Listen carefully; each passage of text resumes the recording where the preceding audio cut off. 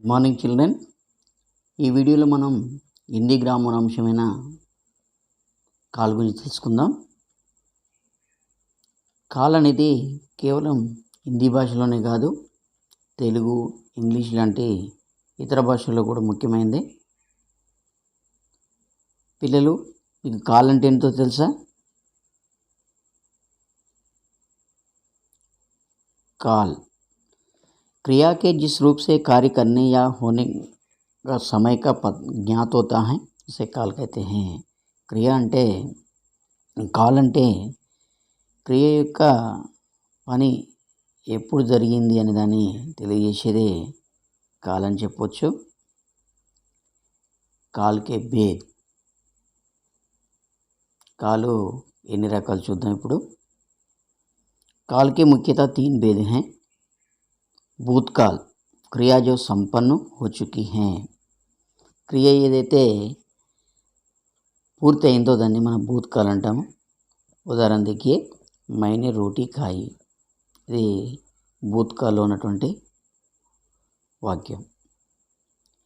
వర్తమాన్ call, క్రియ जो संपन्न हो रही हैं. ఏ క్రియ అయితే ఇప్పుడు జరుగుతూ ఉంటుందో దాన్ని మనం వర్తమాన్ కాల్ అంటాం. అదే వాక్యాన్ని భూతకాల్లో ఉన్నటువంటి మైనే రోటీ ఖాయి అనే వాక్యాన్ని మనం వర్తమాన్ కాల్లో చెప్పినప్పుడు మై రోటీ ఖాతా హూ. భవిష్యకాల్, క్రియా జో సంపన్న హోనే వాలి హే.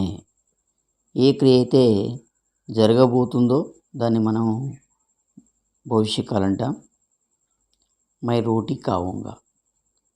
అర్థమైంది కదా?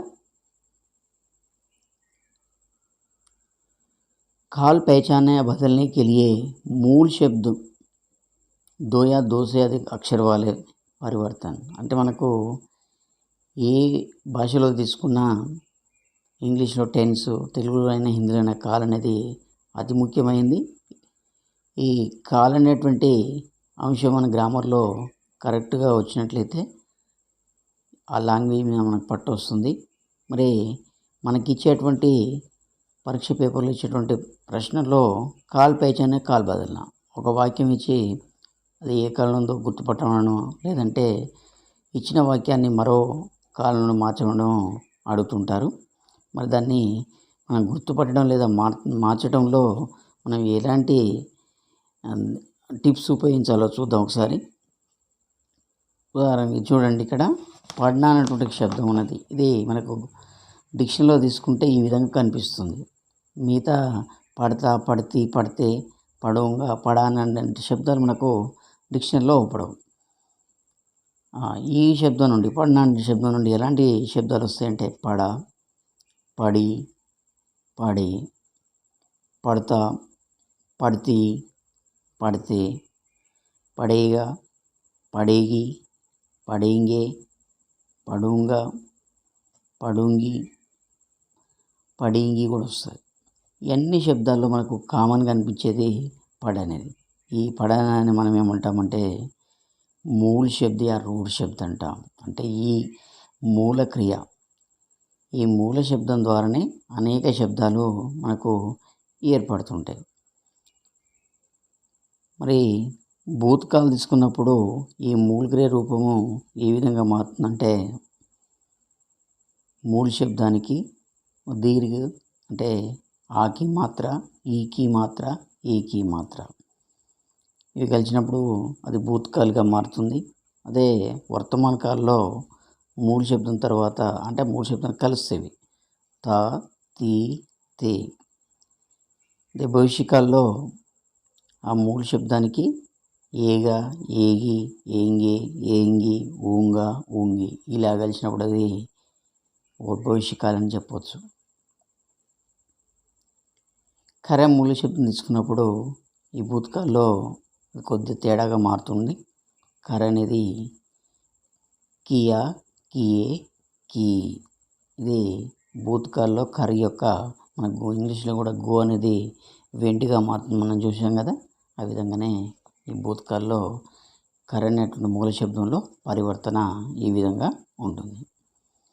కాల్ పहचाने बदलने के लिए मूल शब्द एक अक्षर में परिवर्तन.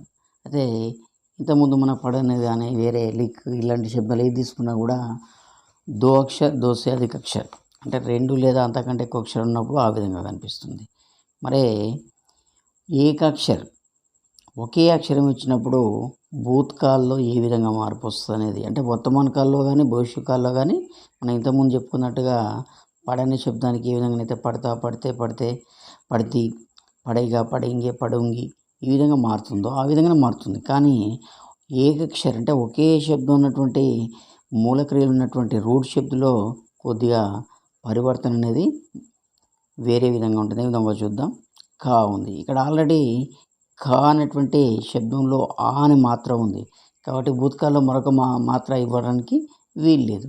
కాబట్టి దానికి ఏం చేస్తామంటే మనము మూల శబ్ద కానీ అలా మూల శబ్ద యొక్క చివరిలో మనం ఈ యా అనేది జోడించినప్పుడు అది భూతకాలం మారుతుంది. అంటే మూల శబ్దానికి యా ఈ ఏ అంటే లింగ వచనాన్ని అనుసరించి అదే భూతకాల్లో ఏకవచనంలో యా, అదే స్త్రీలింగంలో ఈ, అదే బహువచనం వచ్చినప్పుడు ఏగా, అంటే ఇవి కలిపినప్పుడు అది భూతకాల్లో ఉంటుందని మనం చెప్పవచ్చు.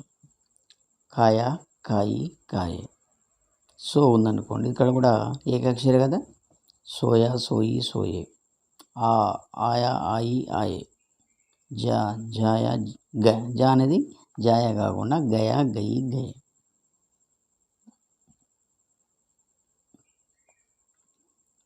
సహాయ క్రియ, మరి కొన్నిసార్లు మూలక్రియ లేకుండా కేవలం సహాయక క్రియ మాత్రమే ఇస్తారు. అప్పుడు మనం గుర్తుపట్టాలి, లేదంటే మార్చాలి. మరి దానికి ఈ సహాయక క్రియలో ఏది భూతకాలంలో ఉంది, ఏది వర్తమాన కాలంలో ఉంటుంది, ఏది భవిష్యత్ కాలంలో ఉంటుంది అనేది మనం ఒకసారి పరిశీలిద్దాం. భూతకాల యొక్క సహాయక క్రియలు వచ్చేసి థ, థి, థే, ఉవ, ఉయి, ఉయే. ఇవి వచ్చినాయంటే అది భూతకాల్లో ఉందని మనం గుర్తుపట్టాలి. వర్తమాన కాలంలో హై, హాయ్, హూ. భవిష్యత్ కాలంలో అయినప్పుడు హోగా, హోగి, హోంగే, హోంగి, హోంగా, హోంగి. కాల్కే ఉపభేద్. మరి ఇంతకుముందు మనము ముఖ్య భేదాలని భూతకాల్, వర్తమాన కాల్, భవిష్యత్ కాల్ అని చెప్పుకున్నాం కదా. మరి ప్రతి కాల్లో కూడా ఉపభేద్ అనేది కూడా ఉంటాయి, అది చూద్దాం. భూతకాల్లో సామాన్య భూతకాల్, ఇంట్లో మూల శబ్దానికి ఆ మాత్ర, ఈ మాత్ర, ఏ మాత్ర అనేది కలుస్తుంటుంది. రామ్ని పుస్తక్ పడి, ఇక్కడ పడి పడనే శబ్దానికి ఈ మాత్ర కలిసింది. అది రామ్ అనేది పుల్లింగ్ అయినప్పటికీ పడి ఎందుకు వచ్చింది అనేది మీకు నేక్ యొక్క కారక చేను ఉపయోగించినప్పుడు మనకు క్రియ అనేది కర్మను అనుసరించి మారుతుంది. అది మనం కారక అనేటువంటి వీడియోలో అది చెప్పుకుందాం దాని గురించి. ఆసన్న భూతకాల్, ఇక్కడ ఏమవుతుంది, సామాన్య భూతకాల్ రామ్నే పుస్తక్ పడి అని ఉంది. దాని తర్వాత వర్తమాన కాల్ చైన్ వచ్చినప్పుడు అదే ఆసన్న భూతకాలం అని చెప్పవచ్చు. అంటే అది ఇప్పుడే జరిగిపోయిందని చెప్పడానికి ఈ క్రియను ఈ కాలాన్ని వాడుతుంటాం. రామ్నే పుస్తక్ పడి అంతవరకు సామాన్య భూతకాల్. దాని తర్వాత ఏమొచ్చింది, వర్తమాన కాల సహాయక క్రియ అనేటువంటి హై అనేది వచ్చింది. కాబట్టి ఇది ఆసన్న భూతకాల్. ఇలాంటివి మనకు ఇస్తుంటారు ఎగ్జామ్లో. భూతకాల్, సామాన్య భూతకాలానికి భూతకాల్ యొక్క చైన్. సామాన్య భూతకాల్ అంటే రామ్నే పుస్తక పడి వరకు రావాలి. తర్వాత భూతకాల్ చైన్ అనేటువంటి తాతీతే వచ్చినట్లయితే అది పూర్ణ భూతకాల్ అవుతుంది. రామ్నే పుస్తక పడీతి. సందిగ్ధ భూతకాల్, ఇక్కడ సామాన్య భూతకాల్ ప్లస్ భవిష్యత్ కాలక చైన్. ఇంకా అర్థమైంటుంది, రామ్నే పుస్తక పడి వరకు రావాలి, తర్వాత భవిష్యత్ కాల చైన్ రావాలి. रामने पुस्तक पढ़ी होगी.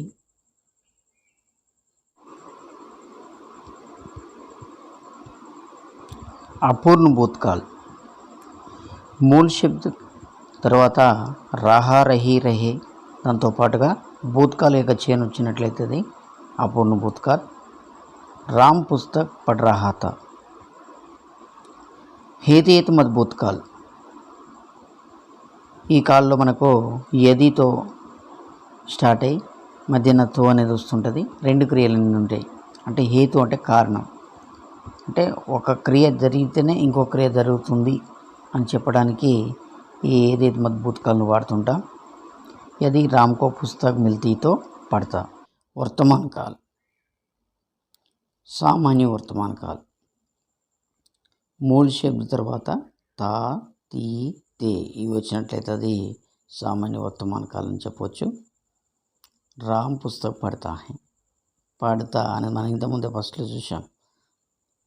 ఇక్కడ మూల శబ్దం అనేది ఏదో తెలుసుకున్నాం కదా. మా మూల శబ్దానికి తాతీతే కలుస్తుంది, కలిసినాయి అప్పుడు అది వర్తమాన కాలం అని చెప్పవచ్చు. అపూర్ణ వర్తమాన కాలం. ఇంతకుముందు అపూర్ణ భూతకాల్లో మనకు మూల శబ్ద తర్వాత రహ రహి రేహే వచ్చి భూతకాల చైన్ వచ్చింది. ఇందులో వర్తమాన కాల చైన్ వస్తుంది, అంతే తేడా. రామ్ పుస్తక్ పఢ్ రహా హై. సందిగ్ధ వర్తమాన కాల్. సందిగ్ధ అంటే మీకు జరుగుతుండొచ్చు అని చెప్పడానికి ఇది వాడుతుంటా. మూల శబ్ద తర్వాత రహ రహి రహే ఇవి వచ్చినాయి. తర్వాత వర్తమాన కాల చైన్ వస్తే అపూర్ణ వర్తమాన కాలం అవుతుంది. అదే భవిష్యకాల చైన్ వచ్చినప్పుడు అది సందిగ్ధ వర్తమాన. రామ్ పుస్తక్ పఢ్ రహా హోగా. నెక్స్ట్ భవిష్యకాల యొక్క ఉపభేదాలు. సామాన్య భవిష్యత్. మూల శబ్ద తర్వాత ఏగా, ఏగి, ఏంగి, ఏంగి, ఉంగ, ఊంగ, ఉంగి అలాంటివి వచ్చినప్పుడు అది సామాన్య భవిష్యత్ అని చెప్పవచ్చు. రామ్ పుస్తక్ పడేగా. పడనే మూల శబ్దానికి ఏగా అన్నటువంటి ఈ క్రియను వాడినాం మనం అక్కడ. సాతత్య బోధ భవిష్యత్ అంటే నిత్య సత్యాలను చెబుతూ ఉన్నటువంటి భవిష్యకాలు ఇది. సామాన్య వర్తమాన కాలు తర్వాత రహేగా, రహేగి, రహేంగే ఇవి కలిసినప్పుడు అది సాతత్య బోధ భవిష్యత్ అవుతుంది. రామ్ పుస్తక్ పడతా రహేగా. పూర్ణ భవిష్యత్.